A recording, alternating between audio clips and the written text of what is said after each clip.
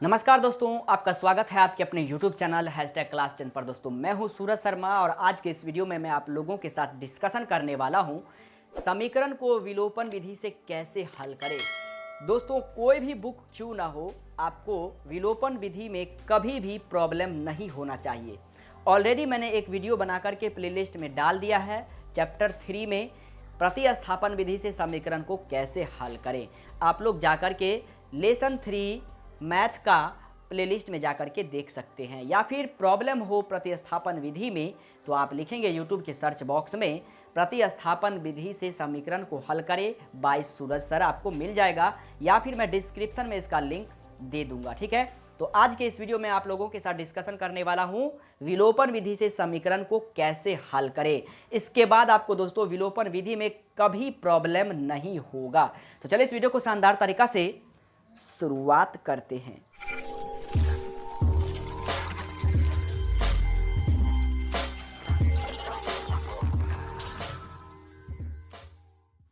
दोस्तों ये ऐसा समीकरण दिया रहेगा, ठीक है। विलोपन विधि से हमें इस समीकरण को हल करना है, यानी समीकरण का मान x और y का मान हमें निकालना है। विलोपन विधि को लुप्तीकरण विधि भी कहते हैं या इसे इंग्लिश में एलिमिनेशन मेथड कहते हैं, ठीक है। तो ये दो समीकरण दिया हुआ है, इसी को कहेगा कि विलोपन विधि से हल करें। तो इसको हम समीकरण को एक मान लेते हैं, यानी पहला समीकरण, इसलिए पहला मान लिए पहला समीकरण, और ये दूसरा समीकरण मान लिए, ठीक है। अब दोनों में दोस्तों आपको ये देखना है कि हम कितना से गुना करें जिससे हमें पहला अंक कटना चाहिए। जितना से आप गुना कीजिए, आपकी मर्जी है। तो ध्यान दीजिएगा, अगर हम इसको 3 से गुना करें तो ये 21 हो जाएगा पहला टर्म, और इसको 7 से गुना करेंगे तभी तो ये 21 होगा। या दोनों पे ध्यान दीजिएगा, इस यहाँ पे 3 है तो इसको 3 से गुना करना है, यहाँ 7 है तो इसको 7 से गुना करना है, ठीक है। ध्यान दीजिएगा दोस्तों, अगर इसको हम 3 से गुना करें तो सबको 3 से गुना करना पड़ेगा, ठीक है। यानी समीकरण 1 को कितना से गुना करना है, 3 से गुना करना है। और समीकरण 2 को कितना से गुना करना है, 7 से। तो ये पूरा 7 से गुना करेंगे, ठीक है। उम्मीद करता हूं कि आपको मेरी बातें समझ में आ गया होगा। कुछ कन्फ्यूजन हो गया है तो यहाँ मैं लिखता हूं, ध्यान दीजिएगा। समीकरण 1 को कितना से गुना करना है, 3 से गुना करना है, ठीक है। तो चलिए गुना करके लिखते हैं क्या आता है। 3 से समीकरण 1 पूरा को गुना कीजिए, पहला 7 या 21 x हो जाएगा, माइनस 3 दूना 6y बराबर 8 त्रिक 24, 8 का पहाड़ा 3 बार 24 हो गया। तो ये हो गया आपका समीकरण 3, ठीक है। अब हमें इसमें क्या करना था, समीकरण 2 को कितना से गुना करना था, तो दोस्तों 7 से गुना करना था, ठीक है। तो 7 से गुना कीजिए, सबको गुना करना है 7 से। तो 7 या 21x प्लस 7 चौके 28y बराबर 18 सत्ते 126। ये हो गया समीकरण 4 दोस्तों। अब दोस्तों दोनों को ध्यान से देखिए, दोनों को क्या कीजिए, ध्यान से देखिए दोस्तों। दोनों समीकरण 3 और 4 को अगर जोड़ने पे पहला अंक कटता है या घटाने पे कटता है, जोड़ देंगे तो 21 21 42 हो जाएगा। इसका मतलब जोड़ने में नहीं कट रहा है, घटाने में कट रहा है। तो लिखेंगे समीकरण 3, ये वाला पार्ट समीकरण 3 है और ये वाला पार्ट समीकरण 4 है। तो समीकरण 3 में से समीकरण 4 को घटाना पड़ेगा। समीकरण 3 माइनस समीकरण 4 से बस एक ही नियम आपको याद रखना है, जैसे मैं आपको बता रहा हूँ। मैं 2 क्वेश्चन आप लोगों को बताऊंगा, जिससे जो भी डॉट रहेगा पहला वाले सवाल में, कभी आपको दूसरा सवाल में कन्फ्यूजन नहीं रहेगा। बारीकी से समझाता हूँ, देखिए। समीकरण 3 में से समीकरण 4 को घटाना है, तो समीकरण 3 को पहले लिख लीजिए, 21x minus 6y is equal to 24। और समीकरण चौथा भी है तो लिखिए पहले 21x माइनस प्लस है 28y बराबर 126। दोस्तों घटाना है, ये ध्यान से देखिए, घटाना है। समीकरण 3 में से समीकरण 4 को घटाना है। समीकरण 3 यहाँ रखे, समीकरण 4 अगर घटाते हैं तो जहाँ प्लस वहाँ माइनस दीजिएगा, और जहाँ माइनस रहेगा वहाँ प्लस दीजिएगा। यहाँ प्लस है तो माइनस दिए, यहाँ भी प्लस तो माइनस, यहाँ भी प्लस तो माइनस। अब ये संख्या 28y माइनस में हो गया, और यहाँ पे 21x जो है ये भी माइनस में हो गया, तो प्लस और माइनस तो कट जाएगा। अब यहाँ देखिए -6y और -28y दोनों माइनस में है, तो माइनस कितना y, 34y बराबर 126 माइनस में और प्लस में है 24, तो 126 में से 24 चला जाएगा, माइनस वाला बड़ा है तो माइनस होगा, घटा दीजिए तो 122 बचेगा दोस्तों। कितना बचेगा? 122, सॉरी दोस्तों 102 बचेगा, 102। अब दोनों तरफ माइनस है तो कट जाएगा, ध्यान दीजिए दोस्तों। अब 34y बराबर 2, 34y बराबर 102 बचा है, तो y बराबर क्या बचेगा? 34 को बराबर के उस तरफ ले जाइए तो 102 बट्टा में 34 आ जाएगा, 102 बट्टा में 34। अब दोस्तों देखिए 3 से कट रहा है, 4 या 12 के 2 हाथ से ले, 3 या 9 1 10, यानी y बराबर आ गया 3। अब आपको सिर्फ और सिर्फ x निकालना है दोस्तों। तो x कैसे निकालेंगे? कहीं भी मान रखिए, समीकरण 1 में, 2 में, 3 में, 4 में, जहां भी आप मान रखेंगे आंसर जो है 100% आएगा। देखिए समीकरण 1 से हम लिखते हैं, लिखेंगे समीकरण 1 में y का मान रखने पर, समीकरण 1 में y का मान रखने पर, तो समीकरण 1 जो है वो रखिए 7x माइनस 2y बराबर 8। तो 7x माइनस y का मान रखना है, दोनों में गुना है दोस्तों, तो 2 गुना y का मान कितना रखेंगे? तो 3 रखेंगे, बराबर में 8। तो 7x बराबर, यहाँ गुना कीजिए, 3 दूना 6, तो माइनस 6 बराबर 8।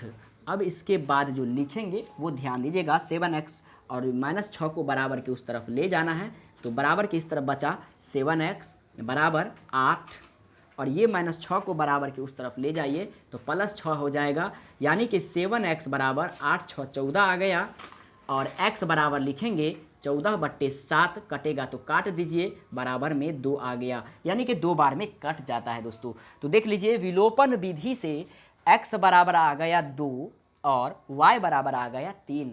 x बराबर कितना आया दोस्तों? 2 आ गया, ध्यान से देखिए ये वाला 2 आ गया, ठीक है। लास्ट में अतः करके लिख दीजिएगा, यहाँ स्पेस नहीं है तो यहाँ लिख देते हैं अतः x बराबर 2 और y बराबर 3, और ये आपका आंसर हो गया। तो उम्मीद करता हूँ कि विलोपन विधि से ये जो पहला सवाल था जो मैंने आपको दिया, आपको बहुत ही शानदार तरीका से समझ में आ गया होगा। एक और एग्जाम्पल देख लेते हैं, उसके बाद दोस्तों आपको दुनिया का कोई समीकरण क्यों ना हो, विलोपन विधि से आपसे नहीं बनेगा, ऐसा हो ही नहीं सकता है, ठीक है। तो चलिए क्वेश्चन नंबर दूसरा देख लेते हैं। दोस्तों ध्यान दीजिएगा, कुछ बट्टा वाला ले लिए हैं ताकि मान लीजिए एक थोड़ा सा हार्ड प्रॉब्लम हो और उसको भी आप ध्यान से देख लें तो जीवन भर आपको किसी भी चीज़ में दिक्कत नहीं होगा। और हाँ, लैंग्वेज वाला सवाल में जो है कुछ समझने में आपको यदि दिक्कत होगा तो टेंशन नहीं लेना है दोस्तों।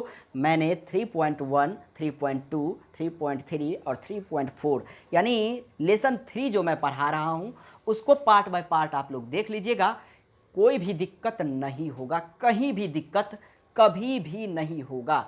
नहीं दिक्कत है तो नहीं होगा, और दिक्कत है तो कभी नहीं होगा। ध्यान दीजिएगा दोस्तों, इसको मान लेते हैं समीकरण 1, जैसा कि मैंने आपको बताया, इसको मान लेते हैं समीकरण 2। तो अभी समीकरण 1 को गुना भाग नहीं करना है क्योंकि पहले बट्टा वाला को साइड करना है, ठीक है। तो समीकरण 1 से यानी समीकरण 1 वाले को ध्यान से देखिए, बट्टा को हटाने का प्रयास कीजिएगा जब भी आपके सामने बट्टा वाला आ जाएगा, ठीक है। 1/1 बराबर 0 रख लीजिए, या फिर इस 1 को बराबर के उस तरफ ले जाइए तो -1 हो जाएगा। अगर प्लस है तो -1, माइनस रहता तो +1।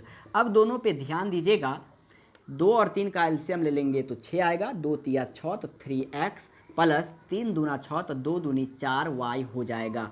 अब क्या कीजिए, कोना कोनी गुना कीजिए तो 3x प्लस 4y बराबर 6 को -1 से गुना करेंगे तो -6 हो जाएगा दोस्तों। तो इसको हम मान लेंगे समीकरण 3। जी हाँ दोस्तों, समीकरण 3। अब यहाँ लिखेंगे समीकरण 1 का हल करके मैंने समीकरण 3 तो लिख लिया क्योंकि अब बट्टा नहीं है। अब देखिए समीकरण 2 में भी दोस्तों बट्टा है, ये 2 समीकरण था, सवाल ऐसा ही रहेगा आपको दिया हुआ और कहेगा विलोपन विधि से हल करें। तो सब पहले बट्टा वाला को हटा दिए हम समीकरण 1 से, तो समीकरण 3 बना दिए।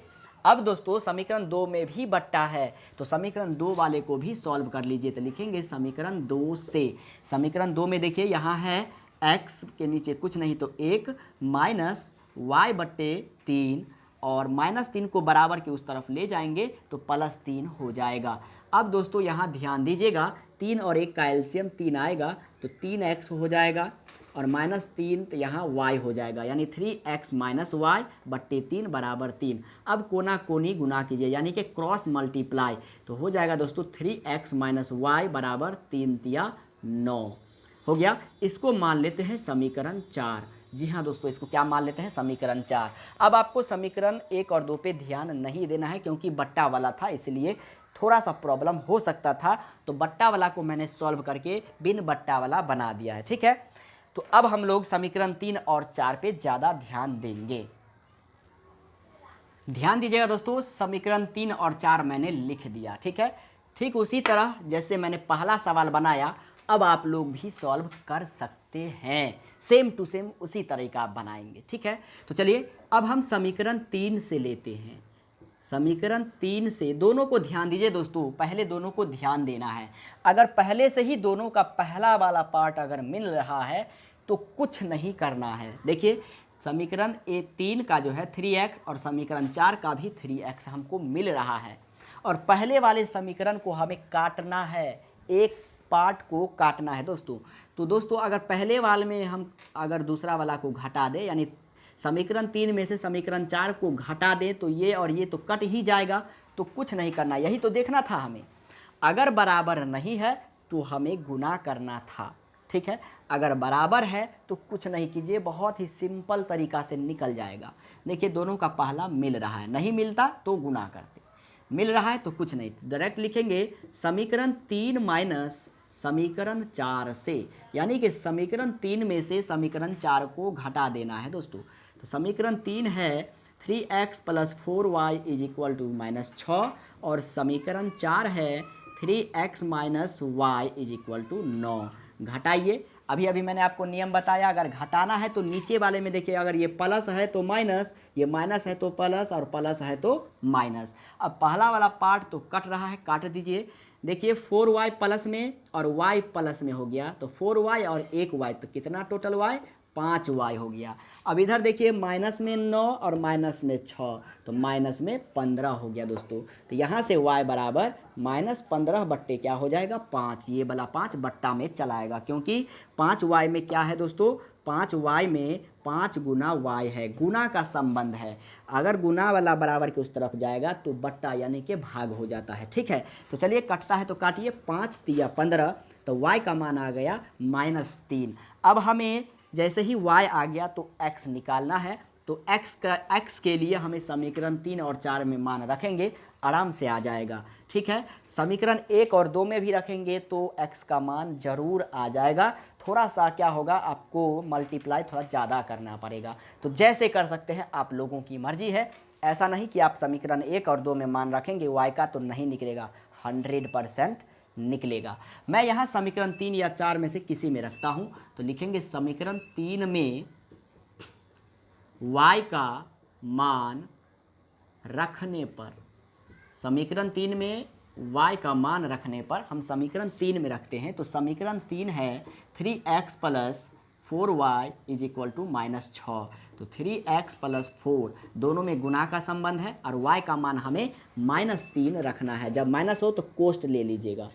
ठीक है, अब यहाँ देखिए प्लस और माइनस, तो माइनस होगा, यहाँ माइनस हो जाएगा, 4 तिया 12, इधर बच जाएगा 3x = -6, तो 3x बराबर -6 ये पहले से है, -12 को बराबर के उस तरफ ले जाएंगे तो +12 हो जाएगा। +12 और -6 कितना बचेगा, प्लस में 6 बचेगा, 3x बराबर +6, तो x बराबर 6 बट्टे में 3, काट दीजिए, 3 दूना 6, तो x का मान कितना आ गया दोस्तों, 3 आ गया। सॉरी दोस्तों, x का मान 2 आ गया, यहाँ पे y का मान -3 आ गया। तो लास्ट में लिखेंगे अतः x बराबर 2 और y बराबर -3, और यही आपका आंसर हो जाएगा। तो उम्मीद करता हूं कि अब इसके बाद आपको जीवन भर कभी प्रॉब्लम नहीं होगा। क्या कीजिए आप लोग दोस्तों, जब भी नोट्स बनाइए तो हमेशा किसी भी सब्जेक्ट का एक बार वीडियो शुरू से लास्ट तक देख लीजिए, दोबारा बार में जो है दूसरी बार में आप लोग नोट्स बनाइए, नोट्स लेकिन ज़रूर बनाइए। इससे क्या होगा, आप लोगों के माइंड में ऑटोमेटिक सेट हो जाएगा, आपको पता भी नहीं चलेगा। उम्मीद करता हूं कि मेरी सारी बातें आप लोगों को समझ में आ गया होगा। एक बात मैं आप लोगों को बता देना चाहता हूं, यदि आप मेरे स्टूडेंट हैं, हमारे चैनल से जुड़े हुए हैं, तो बहुत बहुत आपका धन्यवाद। आप क्या कीजिए कि दोस्तों पार्ट बाय पार्ट मैं जो भी चैप्टर को पढ़ाता हूँ उसे नोट्स बना लिया कीजिए, और जिस भी टॉपिक में आपको प्रॉब्लम होता है या जिस सवाल में प्रॉब्लम होता है तो आप हमें कमेंट जरूर कीजिए या हमें व्हाट्सएप जरूर कीजिए। मेरा व्हाट्सएप नंबर डिस्क्रिप्शन बॉक्स में मिल जाएगा, ठीक है। और एक बात मैं बता देना चाहता हूँ, यदि हमारे चैनल पर आप नए सब्सक्राइबर हैं तो चैनल को सब्सक्राइब जरूर कर लें और बेल आइकन को दबाना मत भूलिएगा। और हमारे चैनल को पहले से सब्सक्राइब किए हैं तो एक बार फिर से आपको बहुत बहुत धन्यवाद। तो मिलते हैं अगले वीडियो में, तब तक के लिए जय हिंद, वंदे मातरम।